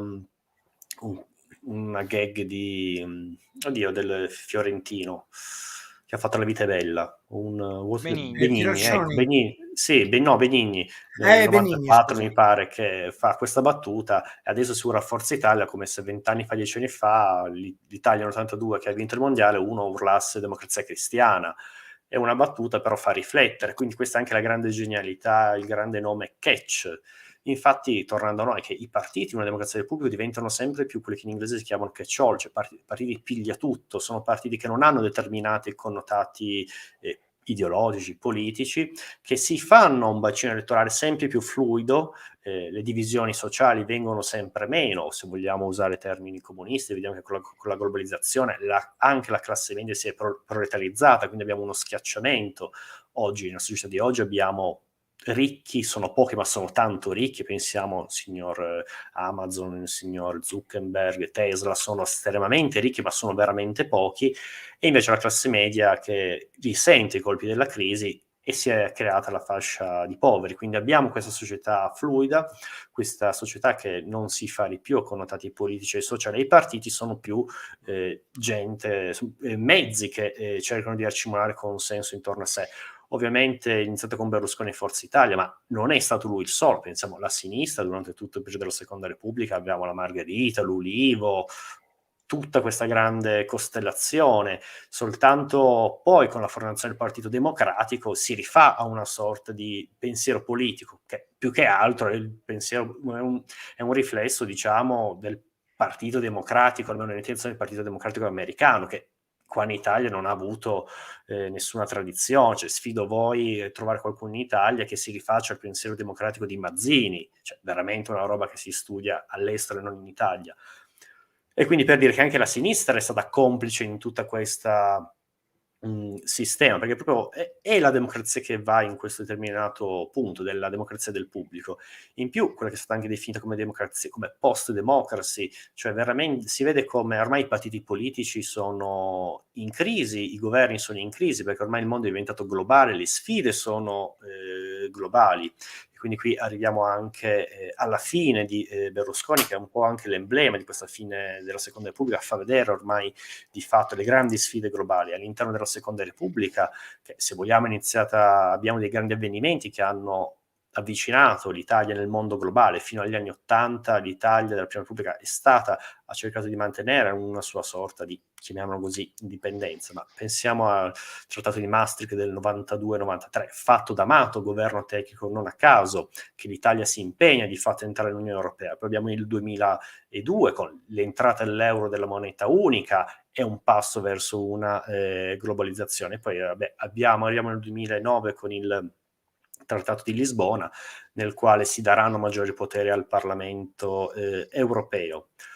Fatto sta, arriviamo comunque nel 2008 che scoppia la grande recessione economica nel mondo atlantico, però in particolare sarà sentita in Italia nel 2011, che è la fine anche del quarto governo Berlusconi, Berlusconi di fatto se ne va perché il peso non riesce a attuare quelle determinate riforme, lo spread in Italia tocca punte vertiginose, lo spread, detto in modo semplicemente semplice, è un indicatore che indica quanto è stabile, quanto è affidabile un determinato Stato, una determinata nazione, quindi gli investimenti stranieri non sono sicuri. E quindi capite bene, in un mondo globale dei mercati, che non è il mondo globale dei grandi banchieri che trafficano il mondo, ma appunto siamo nel mondo globale. Un esempio stupido: voi negli anni '80 avreste messo i vostri risparmi nell'Argentina? Ovviamente no. Quindi investimenti stranieri non si fanno in un paese come l'Italia del 2011.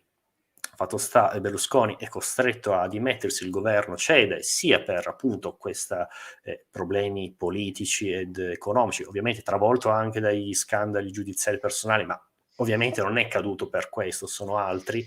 Vediamo che arriva un altro governo tecnico del 2012, il governo di Monti, che di fatto in solo un anno mette tutte quelle delibere, quelle volontà dell'Unione Europea, che sono tutte volontà di politiche neoliberiste. Quindi qui ci rifacciamo all'inizio del mio intervento di Reagan, della Thatcher, quindi l'imperativo del pareggio di bilancio, che viene votato da tutto quanto il Parlamento italiano, quindi anche da Forza Italia, da tutti i vari partiti di sinistra, e poi viene anche messo negli articoli della Costituzione, il Fiscal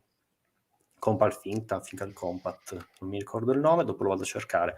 Compact. Grazie, Fiscal Compact, per dire la forza viene messo anche nella Costituzione, e da qua poi iniziano le varie le politiche che noi oggi vediamo. Di fatto sono politiche neoliberiste. Chi da una parte sono, come dire, teorie tecniche per il pareggio di bilancio, non si può spendere troppo, dobbiamo rimanere entro certi parametri, poi dall'altra parte con quella che sarà poi la Terza Repubblica vedremo forse dei movimenti che si rifanno sia, come abbiamo detto prima, di sinistra, come può essere quello di Grillo e Casaleggio, sia, se vogliamo, dei movimenti anche di destra, come può essere la Lega di Salvini, ma che già, come ho accennato prima, la stessa Lega Nord di Bossi era un partito populista.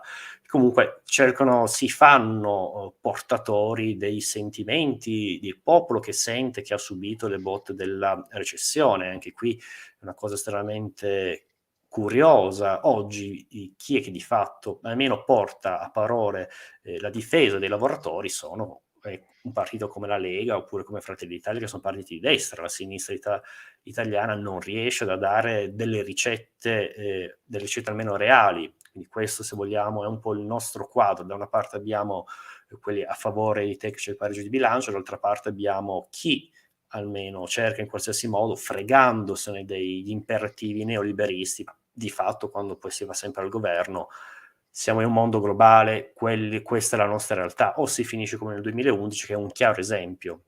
Quindi anche lì finisce l'ultimo governo Berlusconi, che è partito nel 94, che l'uomo imprenditore che sa fare i soldi, doveva portare la nave Italia sulle grandi vette. Di fatto è finita che possiamo dire sull'orla della bancarotta. Se non siamo arrivati sull'orla eravamo quasi vicini. Quindi questa è la decadenza. Ci dà anche un'idea di che cosa vuol dire oggi il mondo globale. Cioè, a mio avviso, uno Stato piccolo, Stato nazionale come l'Italia da solo non può reggere le grandi sfide globali. E niente, io mi taccio, ho voluto dare questa piccola carrellata della democrazia del pubblico della Seconda Repubblica.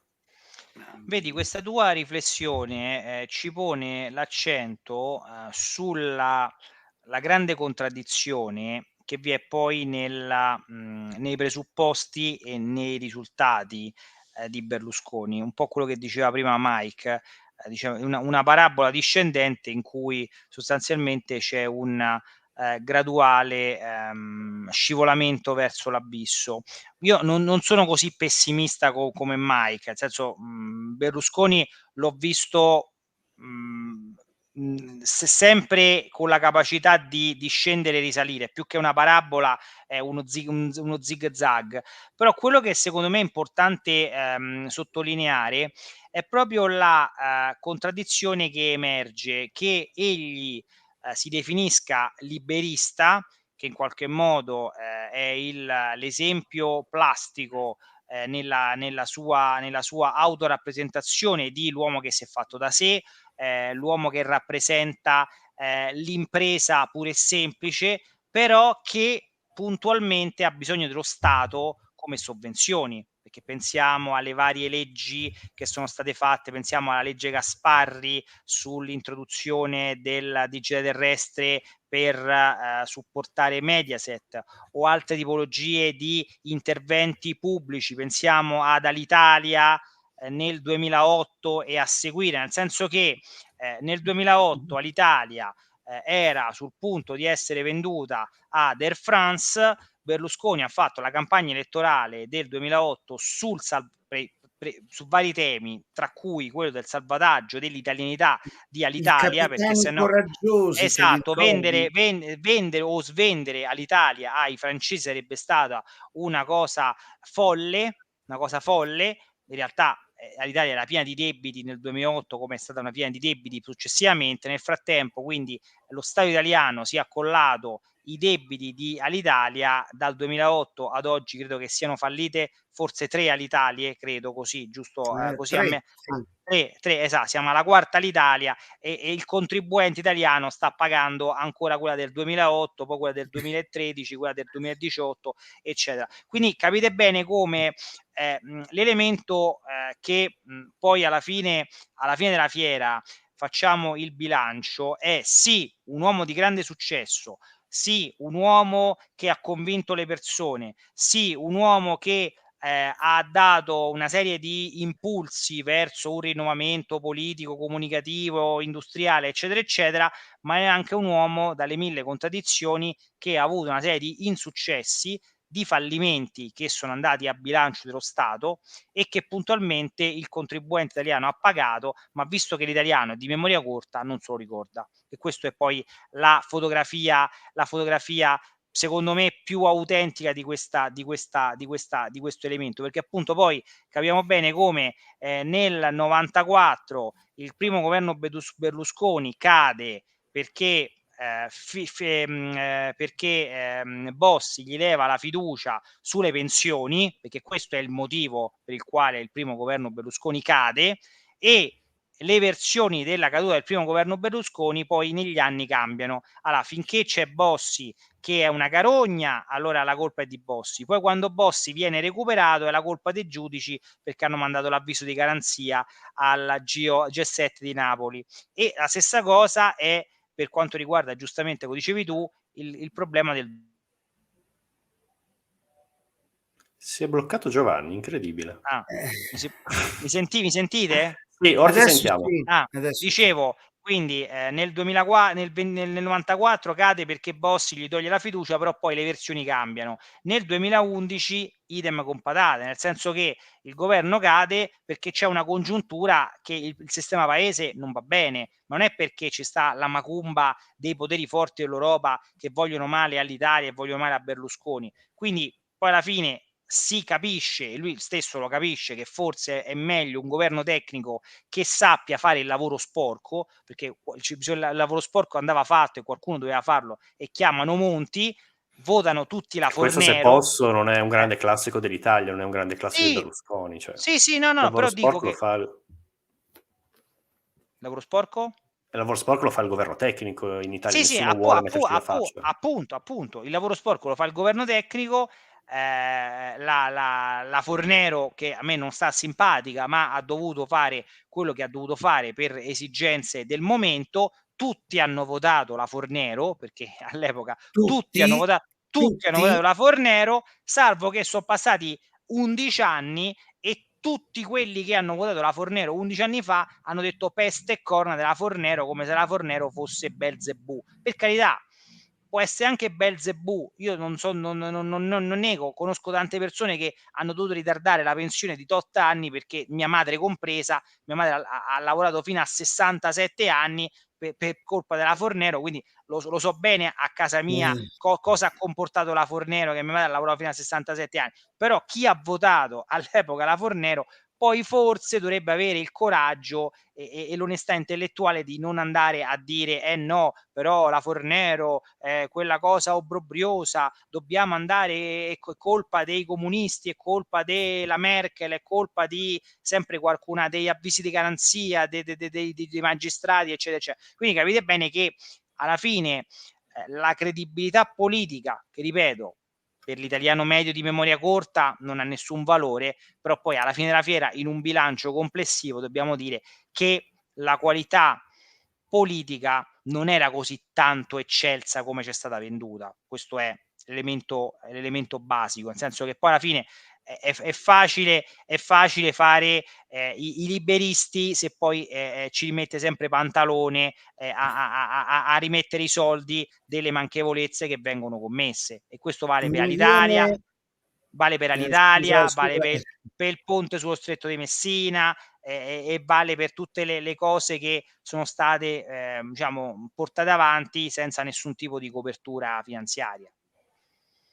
no, dicevo, mi viene in mente con le tue parole, scusami se ti ho interrotto, con le tue parole mi veniva in mente uno dei miei bersagli preferiti, la scrittrice, romanziera, sceneggiatrice e filosofa russo-americana Ayn Rand, patrona e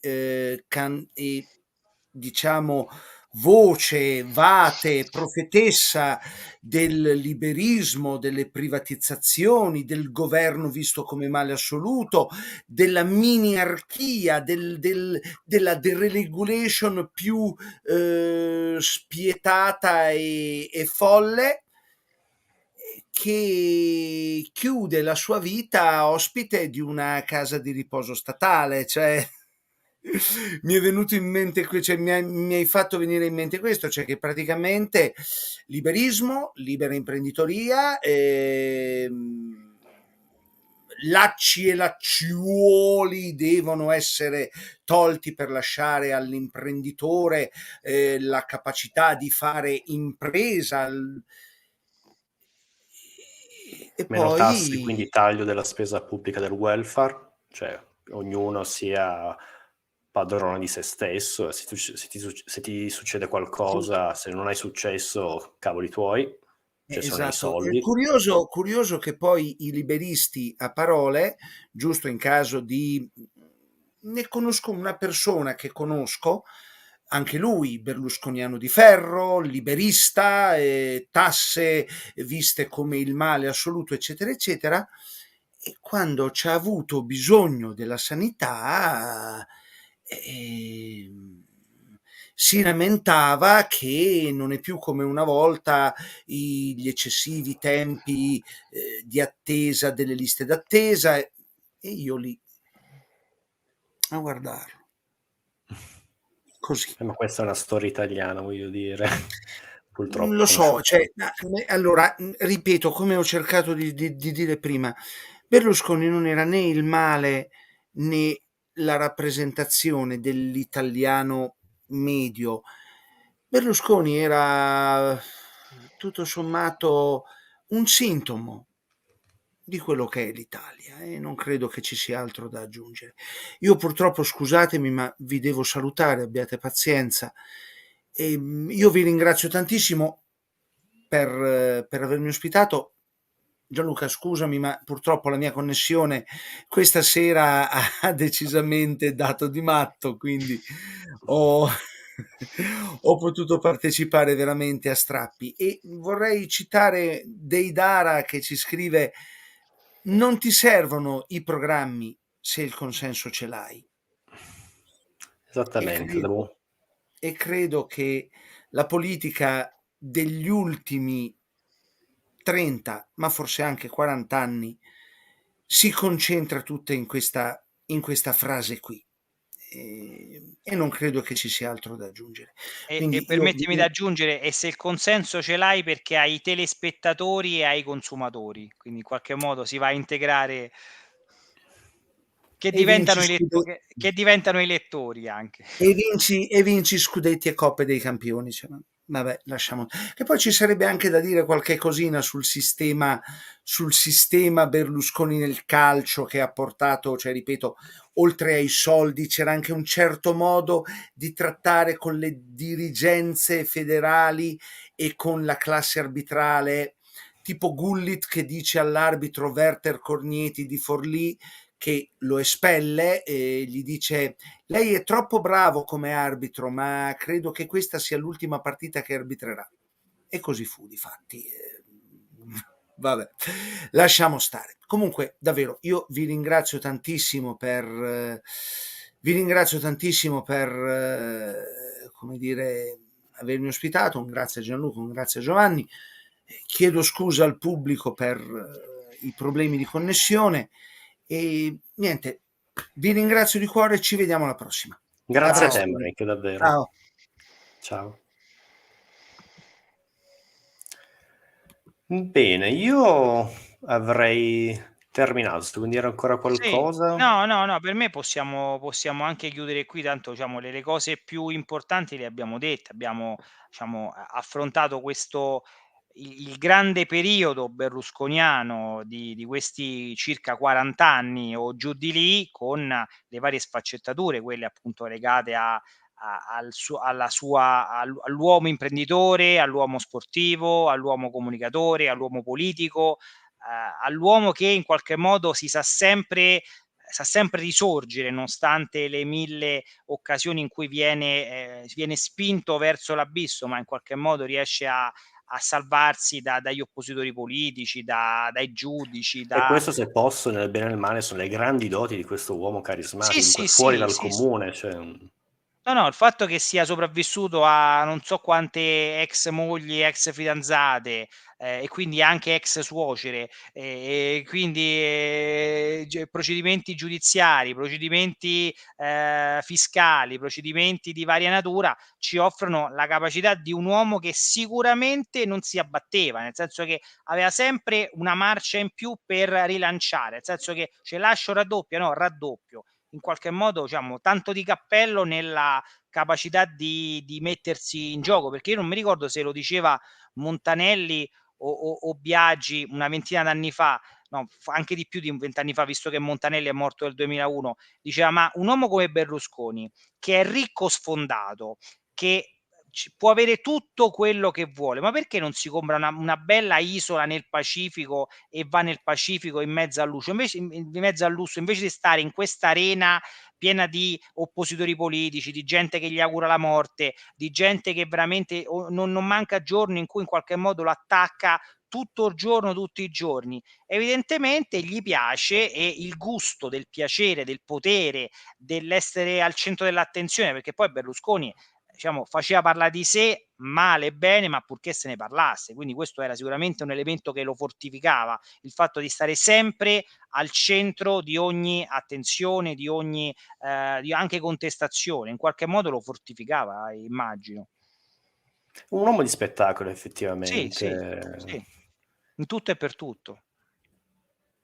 Se posso, alla fine voglio solo consigliare, c'è un Sì, bel saggio di Sartori, Homo Videns, uscito all'inizio degli anni 2000, una critica veramente apocalittica di una trasformazione quasi antropologica dell'uomo, dall'Homo sapiens, appunto l'arrivo delle televisioni, l'arrivo di una politica fatta su televisione, la campagna del 94, le reti Berlusconi pompavano costantemente sui suoi programmi. Ebbene, alla fine si è creato un nuovo tipo di essere umano, l'Homo Videns, un uomo che vede solo, una sorta di barbaro cavernicolo che smette di pensare ragiona e parla solo con le immagini che vede, e questo Sartori ovviamente è una critica profonda alla Seconda Repubblica.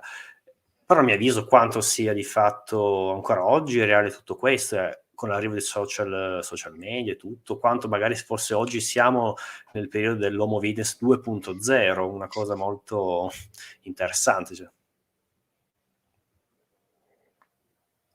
E niente, era così, presentare brevemente il libro e dare questo spunto di riflessione. Siamo forse ancora andati oltre alla Seconda Repubblica dei video, oggi siamo alla politica dei Twitter di Trump, o meglio, di quello che è la politica di Trump, di questi modi estremamente veloci e brutali. Va bene, anch'io ti ringrazio per l'attenzione, ringrazio tutti coloro che hanno partecipato con i commenti, con il loro tempo che hanno dedicato alle nostre chiacchiere, quindi alla prossima e vi saluto. Niente, io ringrazio tutti quanti, siete che Mike, grazie per questa opportunità e vi invito ovviamente a vedere sia i tuoi lavori, ma anche i vostri canali, sia di tuo che di Mike, il quale continuo a seguire. Grazie Grazie ancora. ancora. Ciao a tutti. Buona serata.